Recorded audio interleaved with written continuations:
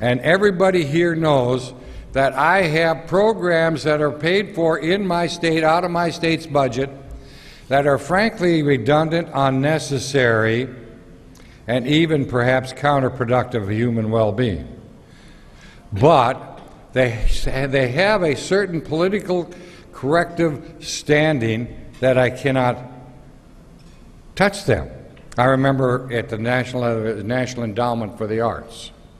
First of all, if you happen to believe, as I do, in art as a good thing for a culture, where freedom in the arts is a good thing, you ought to be slightly offended by a national government program that endorses good art versus bad art. That should be seen as something like censorship by the government. So the program itself should be seen by artists, I would argue, as obnoxious. But I remember I tried to cut that program many times. And here's the kind of an interesting, probably the best example of the political correctness obstacle. I had a friend, and this was probably the best Freudian slip I ever made while in office. Had a friend from upstate New York. You know, they're kind of, New York's a little bit loose anyway. I said, I'm from Texas, I can say these things.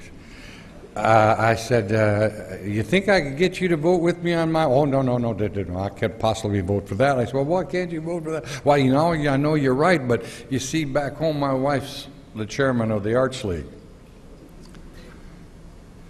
And so, I mean, I could see the handwriting on that wall. So I walked away, somebody said, did you get old so-and-so's vote? I said, no, not in this lifetime.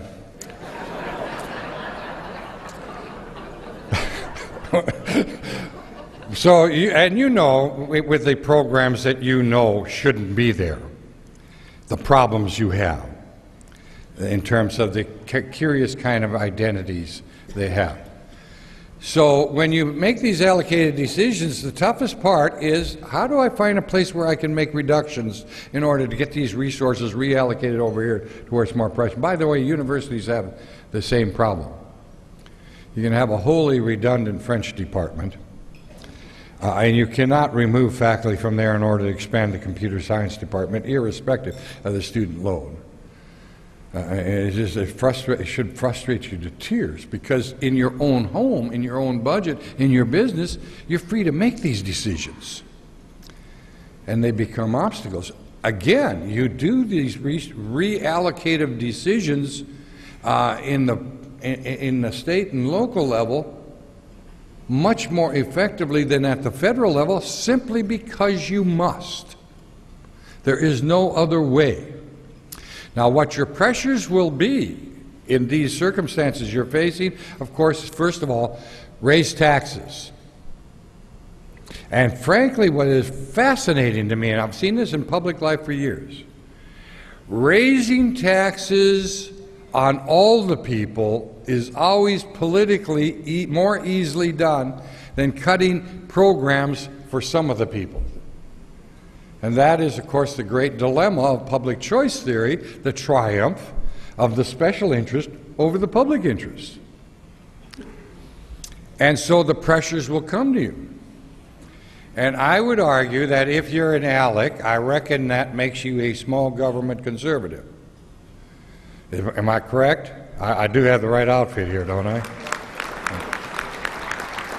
By the way, let me give you my personal guidelines for small government conservatism. To me, a small government conservative believes that there should be no government action taken unless it meets two tests. The first test being that it be the right thing to do. And that's a matter, I think, of disciplined judgment, which I think is a judgment that should be associated to some degree with the Constitution, which is a marvelous document. I don't know how many of you looked at it. The Constitution of the United States was written by what are very likely the most intelligent and courageous people ever in the history of this land.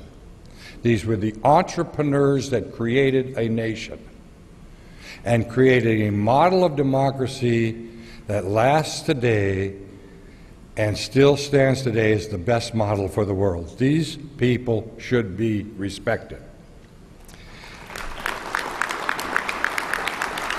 And I might say that the Constitution was not carelessly written. It was written in full knowledge and awareness of the meaning of words within the English language.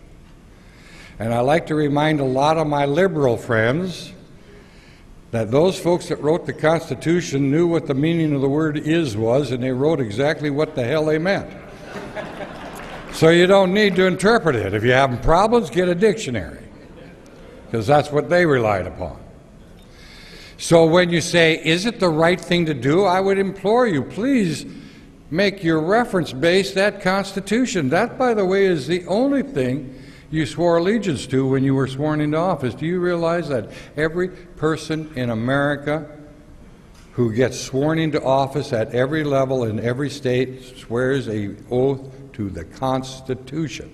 Not to your party, not to your majority leader, albeit they're oftentimes worthy, not to the speaker, not to the governor, not to the president, not to the party, to the Constitution.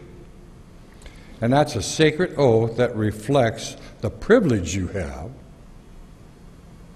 to serve on behalf of your friends and neighbors. They chose you. And you ought to feel quite complimented they did that and have some sense of duty and responsibility to them. And what base do you have? That Constitution, I think, is the ground you stand on.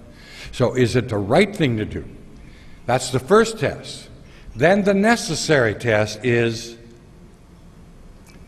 it necessary? Government shouldn't do the right thing if it's not necessary. And why do I argue that? Because most of your life is a world of free and voluntary transactions. Who do I marry? Who do I associate with? What church do I attend? With whom do I do business? And free and voluntary transactions are always intellectually and morally superior to compelled transactions. And the function of government is to compel you to do what you will not do voluntarily. For good or bad, for better or worse, what government does is compel you to do what you will not do voluntarily. Now that might be to restrain somebody from killing his neighbor. That's a good thing. It might be to restrain somebody from stealing his neighbor's property. That's a good thing.